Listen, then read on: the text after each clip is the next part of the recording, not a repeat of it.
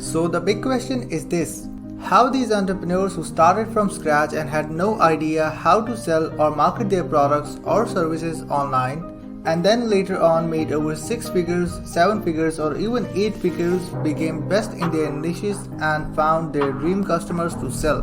My name is RJ Ahmed and find this all out in our Interviews with Entrepreneurs show.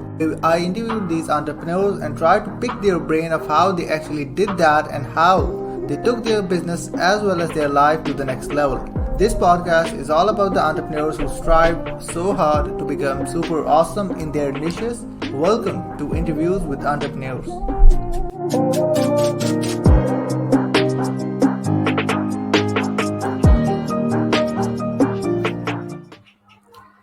Welcome to Interviews with Entrepreneurs show, where we interview entrepreneurs who are super awesome in their niches. And guys, we finally got one of the favorite person out there, Steve Larsen, on the show back again. Hey Steve, thank you so much for being on the show today. Hey, thanks for having me, man. I appreciate it. I'm super excited, and it's truly an honor for having you on the show. And the people who are jumping on live, use hashtag live. The people who are jumping on replay, use hashtag replay. And guys, we're super limited to time, so we're gonna fire off quick questions out there, and I'm super excited for it. So very first thing, Steve, I want to ask from you is how you actually became the king of offer creation. How that thing initially came up, how you really able to find your core thing. Yeah, you know what? It's I think part of it is that I went through so many tries for so many years that if I hadn't gone through that, I don't think I would feel comfortable calling myself at least really good at offers. You kind of figure that out as you go. You're like, oh man, I suck at creating offers because nothing's working. And honestly though, there is something to just claiming it. Yeah. No one came to me and they're like, I guess what Russell said, he's like, hey man, you should get really, be the offer guy, right? You should be the alpha guy because we don't want someone else to be it. And I was like, okay, that's cool. That makes sense. But no one crowned me that though. I just had to say it. Hey, you know what? this is what I'm going to be. This is what I am. And for anyone who's watching, listening now, you can do that. You can do that. I was talking with a few clients a little while ago and they're like, hey, you know what? What should I be? I should be the blank person, the blank guy, the blank girl, whatever. And it's important to brand yourself that way because if you do everything for everybody, no one knows what to come to you for. Yeah. You know what I'm saying? So it's a weird thing where you just first off to just claim it, but second of all, if you don't claim some title or some flag, you don't plant the flag somewhere, it can be hard for people to know what you actually do. And I ran into that for the first couple of years. I mean, I was like, hey, come follow me for affiliate marketing. Now come follow me for this, and come follow me. Copy and emails, and now what about webinars, and here's how to set up your email SMTP, and here's just stuff after stuff after stuff. And the issue with that is you become a no one because you're good at everything, and that's not, as I'm sure everyone is. We all have a ton of skill sets, and so you just got to choose one and plant the flag. That's absolutely interesting out there because people know more than one thing out there, and they get hard time out there choose one thing and be able to position it that way. So the next follow-up question that I really want to ask is even though people need to go in and claim, okay, I'm this guy, for me personally, over the last few months, I'm talking about Dream 100 a lot. I know that's not my thing. It's not myself. They're guys like Russell or Dana or Jet Holmes did the stuff, but I wasn't. But I just was talking about the stuff, and that was it. So the next thing that I want to ask is why people are having so much hard time in positioning themselves as an expert into some specific thing. Why do you think that happens? Yeah, that's a great question. I actually, when my ex-wife and I were first married, she knew I wanted to be a bit of an entrepreneur, and I said that, and I was like, hey, let's go for it. And the problem is exactly what most people struggle with on this call, and I certainly do too. And it's not like it stops; it just changes. I was trying to figure out what I do, and I was like, "What do I do? What's the person that I become?" And when you don't know what you want to be, it really is as simple as trying a bunch of stuff. And someone said that to me when I was in college, and I was like, "Okay, I need to try a bunch of things." And part of the reason why I had so many product tries over so many years is because I actually told my ex-wife, hey, I'm going to, this is what I said. I said, I don't know what I want to be, so I'm going to try a bunch of stuff. and I'm going to call it the age of exploration. And that's what we called it. The age of exploration. I'm going to go try a bunch of stuff without any self-judgment on if I move forward and decide to drop it. And so I tried as much stuff as was interesting to me. And I just tried this and this and this. I kept going. I went real estate and then diamonds. And then I did it was all across the board. Anything that sounded fascinating, I just did it. And what was cool about that is, from the outside, seeing, oh, how cool would it be to run a diamonds business, Yeah. But then once you get in it and you realize what the business was, it was like, I don't know that I want to do that. And if you're in diamonds, that's great. I'm so glad that of the 34 tries before I had a big success, I'm so glad that number 17 didn't work. Otherwise, I'd be stuck doing it. You know what I mean? And so I think that Yeah. there's this level of grace we all have to give ourselves. Of like, I don't know what title of the offer guy or whatever it is you want to be, like, and you don't know what you want, like, actively explore it without self-judgment on if you drop it and move forward. I heard a great quote from Seth Godin. He wrote a book called The Dip. It's a fantastic book. And in the book, he said, there's this facade that we think that successful people don't quit. And the reality is that successful people quit more than unsuccessful people. They just quit the right things. They're like, all right, I got like 10 cool projects I could go after, but you know what? I can only be good at one at a time. I'm going to chop these 9, and they get good at saying no all the time. And I didn't know, it's not like someone said, like, this is what you're going to be. And I still don't even know if I found my jam, but I at least know, like, I can try a bunch of stuff without any judgment. I'm not judging myself. I don't know. There's other people that are like, oh, what is he? I don't know. But I'm just like, hey, let's go try a bunch of stuff. And then I'm going to chop out all this stuff and get good at saying no. And I had Yeah. to find my thing by subtraction, not by like this revelation on like, this is what I should be. I had to try a bunch of stuff, figure out what I didn't like, and just start by deleting. Yeah, that's so cool out there. I think that most people out there, get stuck in like so many things that they really don't want to drop their babies. We don't want Yeah. to drop them out, and that's super hard for them. Yeah. So one Yeah. of the things that I really remember is, now, I don't know if you remember about that stuff. I sent sort of a voice note out there which you plugged into the podcast, in Launch for Profit, where I asked about campaigns. That, hey, there was a campaign that I have, and what should I do to keep it working? So what I really want to ask is, a lot of people out there create a good sort of hype, because if the people who don't know listen to that episode, I'm going to link it in the comment section down below so you can listen to it, what Steve talked about. But why you think so that people are having so much hard time in pushing themselves into the Evergreen campaign? They're super excited into the launch campaign. They're sort of like making money in launch, but then they just keep it, or like they don't reinvest it and make it evergreen, sort of like. Why you think so that happens? Yeah, it's a great question. I think part of the reason why people have a hard time evergreening, and I do too, and so does Russell. It's not an easy thing to go conquer. Part of it is, I think that people get romantic about the idea of passive income. There's kind of this, we kind of romanticize the idea of it's going to be passive income. And the reality is that nothing is really passive. Something still has to own, control, manage, whatever asset you create out there. So I think what people need to get in the mindset of is transitioning from entrepreneur to CEO, and then from CEO to owner. And an Yeah. owner is really somebody who does not involved in the day-to-day at all, but they still get the benefit of owning that company. And I think that's part of it, is there's a mentality switch that it's like, oh, I evergreen it and I step away. And that's sexy for sure. And there's a few funnels I have been able to pull that off on, but the transition to evergreen, we sprint to it way before we're ready to it. And I think the problem is that we're just like, hey, I haven't gone through all the tweaks and the improvements needed so that when I do evergreen, it actually stays well. Russell told me this really cool metric once. He said, it was when I was working for him, and he goes, Steven, never automate something unless you can chop all performance in half and still make great money. And I was like, interesting. And he goes, every time you automate, expect that all of your performance cuts in half. Your average cart value is going to cut in half. And it's been so true.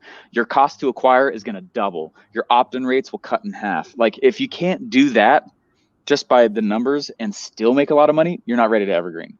And I've loved that. And it's been pretty much true. Anytime one of the first live webinar funnels I ever did, I was getting a 14% conversion rate, which is good, actually. It's really, really good. But I didn't automate it until I got to that level, because I was like, okay, I can expect around 6 or 7. And sure enough, that's exactly what happened. And all metrics cut in half. And we could still put $1 in and get 3 out, which is great. But yeah, I think that there's just the road to tweaking and improving is a lot longer than I think people realize before they can evergreen. Hmm. That's absolutely awesome out there, and I think that there are so many things that people really miss out when they're doing these type of stuff out there. And yeah, that's so true. Yeah. So I want to talk about the event that you're coming up right now, the OfferMind, and especially this time it's happening, you're sort of like virtually out there as well. So like, talk us about OfferMind for people who don't know about it, what it is, and like how it's coming up right now. Yeah, so OfferMind was the first big event I ever did. Yeah. When I left my job, I definitely did other events. But we started throwing all these events because I saw how they're basically the best way for me to help transform someone's life, which is interesting. I thought it would be through like a course or thing, and it is, but there is something to being literally in front of the person for 3 days, and you got nothing else you can or are going to go do, and for 3 days you just get to immerse. I mean, you end up compressing, a year's worth of mistakes and education into 3 days, and Yeah. it's one of the most impactful things. So we started doing a bunch of events. We found out that over the last 3 years we've done 13 events, and this one now is our 14th. We do a lot more events than most people realize. I'm just not as public about it because we do them for small, little, intimate groups. And so, but we realized we spent $900,000 running events. Wow. So like crazy. We almost spent to 2 comma club just putting them on, and we were like, "What the heck?" I was like mad, like flip a desk. Like, are you kidding me? 900 grand? So psycho. So that's why we built our own space here. We built our own spot because it's like it's goes that way a bit too. It's I'm sitting on the stage here with it. It's a huge screen right there. We built it all like this, small little intimate room, fits 100 people seated, and it's meant so that we can also have a virtual audience. We did that because we realized how much money it would cost us to go do it. So, and we're kind of an events company. Events are my jam. So our next event coming up is OfferMind. It's May 26th to the 28th. This is the 3rd time I've done this particular event. It's all about how you take your skill set or your thing and turn it to an offer that fits the internet. It's super fun. Absolutely out there, and I believe that it's gonna be just because it became virtual, it's gonna be very first of my first OfferMind event as well, because I'm gonna getting into Cool. OfferMind as well out there. And just because of pandemic, it started to happen up, and I'm like, okay, okay, now I Yeah. can get on like OfferMind out there without going and flying, from other side of the world itself. So yeah, like Yeah. as Kobe said, it's like May 26th, May 28th, and the people. Someone asked like, where is it located for in person? I guess Corey is talking about. Oh, okay. Yeah. That's nice of you guys to ask and give airspace for this. So it's Boise, Idaho. I still live 3 miles from ClickFunnels. I haven't left the area. So anyway, so it's Boise, Idaho. You can come in person here, or you can attend virtually. In the future, we might just do virtual or just in person. But for this one, since a lot of people haven't had a chance to go to it or see it, that's one of the benefits of the pandemic, I guess, right? Yeah, We're doing a hybrid thing, and it's kind of fun. We've got 260 tickets already out the door, so we're excited for it. that's so cool. And yeah, guys, like I'm also gonna put up the link in the description and comment section down below. So be sure to check it out if you are from the other side of the world, especially like me, where it becomes like much harder because of the country restrictions or whatever it is to be on such sort of event. This is the best opportunity for you to go for it, like just go and attend it right away. So Yeah. one of the things that I want to ask is like how you're feeling like of like thinking about writing your own book. You talked about that, you're working on your own book and these type of scenarios itself, like how it feel like internally by watching, like especially Russell Brunson, like writes his 3 books and then he's working on another book for like sort of personal development. For you, how it feels like now? Oh man, I think I got a little PTSD around book writing because I helped edit and come up with the concepts with the 3 books for, and so seeing what it takes to write a really good book versus a lot of the other books that are out there where it's like, buy my book, and it's like double spaced, 1,000-point font, and you're like, this is a pamphlet. This is not. I want to write a book. I want a book that enters the marketing lexicon forever, and that's what I want to write. I don't want to write a sales pamphlet. And so I learned some hacks on that though while working over there, and I realized every time Russell thought he had his book outline, he would throw an event and he would teach the book, and he would see what the audience did not understand, and he would see where their questions still were, and then he would go back to his outline. Well, after observing that and helping with it, I was like, this is one of the coolest ways to write a book ever. Like, I need to keep doing it this way. So it's one of the reasons why we've done so many events, is because I actually have been working on the book for 3 years. Most people just don't know that, because I keep throwing events to make it Yeah. like, how can I cause the epiphany faster and more clear, faster, more clear? And I'm so glad I did not write the book when I thought I was going to 3 years ago, because I was like, it wouldn't have been ready. There's not near enough that I was not fleshed out. It made sense to me, but like making it so that it's not this mental, like, the book Red Ocean, Blue Ocean, like, or Blue Ocean Yeah. Strategy.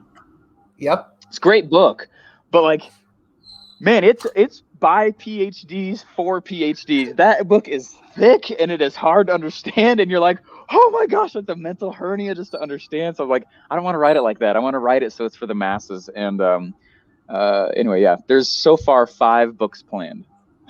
Wow, that's Uh, that's super cool. That's super cool out there, and I believe that lot of people didn't even knew about that.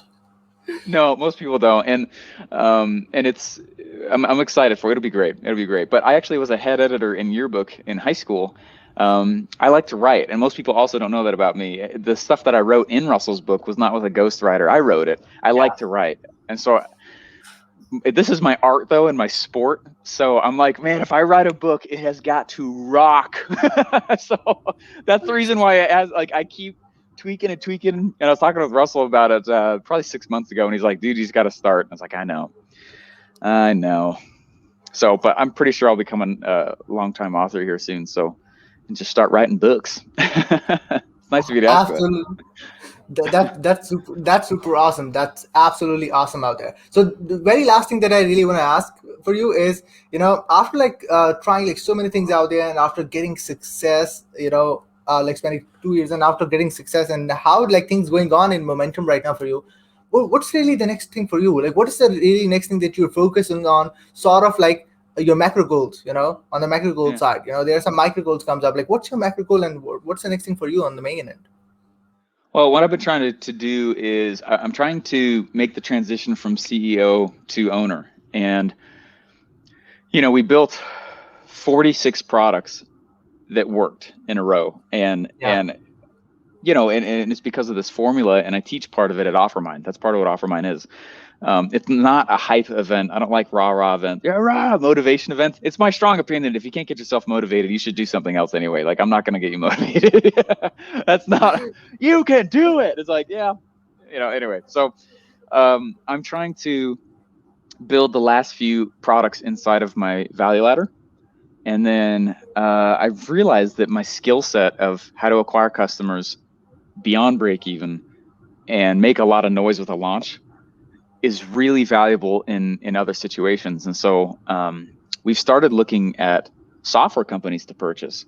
So I'm trying to Wow. buy companies. I'm trying to enter the M&A space, the mergers and acquisition space. And I'll never stop what I'm doing here, but I'm trying to more automate it and just write books and do our mastermind. So that'll be my level of involvement.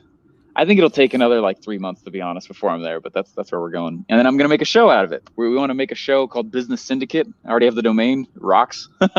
And I'm talking with a guy that gets shows on CNBC, and I'm going to try and see if I can turn kind of Marcus Lemonis style, but for funnel land. Like, no one represents our space. You know what I mean? All the other shows out there, they're like, here's how you get VC funding, and here, I'll give you this amount. I'm like, I'm not going to give you money. I'll build you a funnel and make you a launch. That's way more valuable. Yeah. You know what I mean? And so anyway, we're trying to see if there's a way that we can make it interesting. So still, I'm noodling on the idea still. It's not quite there yet. Awesome, awesome. We are watching through the journey out there, and we're gonna be super excited to see how everything flows. So, like, where people can find about you, Steve? I know we're super limited to time out there as well, but it was super valuable. Where people can find about you and everything you have. And guys, OfferMind is gonna be in the comment section down below. Go in and check that out as well. I'm gonna put it up right now. And yeah, could you tell Steve like where people can find about you? Yeah, that's very kind of you. Actually, offermind.com is the best spot right now.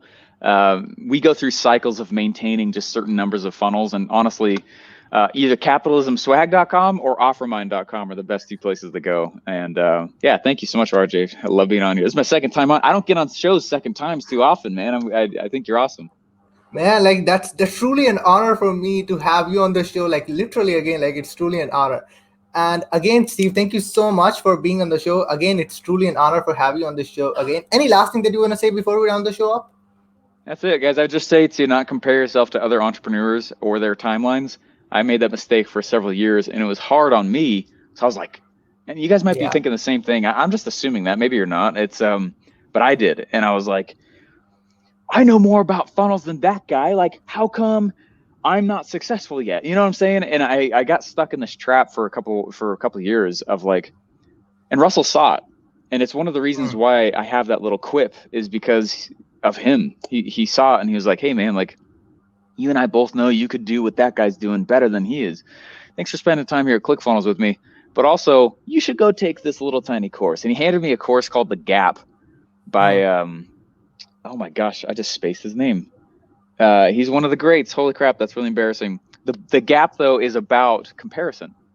And how that's why I say it's you against you and you against yesterday, and that's it. Because I started comparing myself to other people. So I would say just don't compare yourself to other people. You're on your own journey, and because of that, you actually have your own superpower, unique to all the people you follow. You just may not see it yet. So stay the course. Absolutely. Don't compare yourself, guys. Yeah. And Steve, thank you so much for being on the show again. And yeah, guys, this is it for now. If you haven't checked out OfferMind, go for offermind.com. I want to see you guys in the event itself. So that's it from